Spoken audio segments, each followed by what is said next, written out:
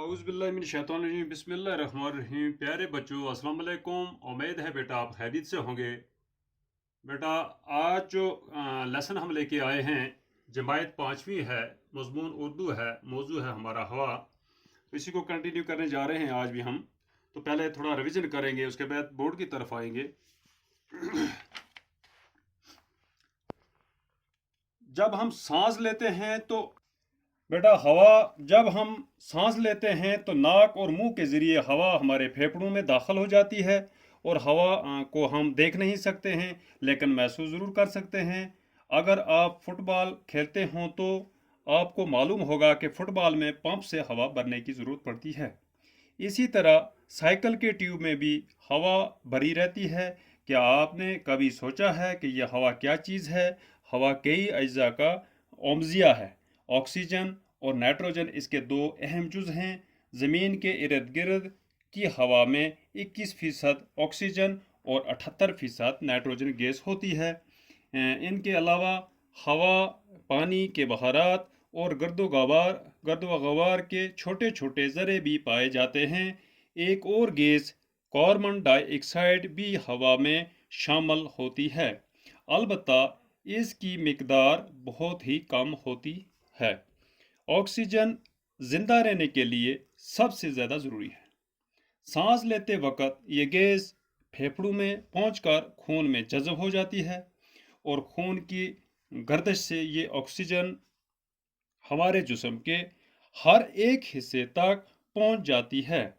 Oxygen हमारे जिस्म में ग़िज़ा को बदन का जुज़ बनाती है। ये हमारे जिस्म में गर्मी पैदा करती है। हमारे जिस्म में रोज़ाना तकरीबन 1 किलोग्राम ऑक्सीजन जज़ब होती है। ऑक्सीजन की एक खासियत ये है कि ये खुद नहीं जलती, लेकिन चीज़ों को जलाने में मदद देती है। सांस लेने के लिए हवा का साफ होना नहायत ज़रूरी है। आलूदा हवा सेहत के लिए मुज़िर है। हवा को आलूदगी से बचाने के कई तरीके हैं।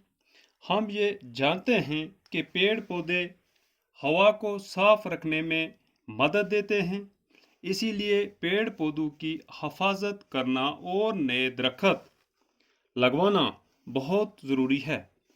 इसी तरह मुख्तलिफ़ किस्म की गाड़ियों, बसों, मोटरों वगैरह से जो धुआं निकलता है, उससे भी हवा आलूदा हो जाती है।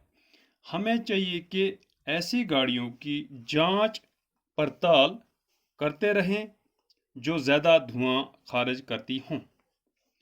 कारखानों में भी ऐसे ईंधन का इस्तेमाल किया जाना चाहिए जिससे कम धुआं निकलता हो। अपने इर्द गिर्द के माहौल को भी साफ सुथरा रखना चाहिए। इसी तरह से हम हवा को बड़ी हद तक आलूदा होने से बचा सकते हैं।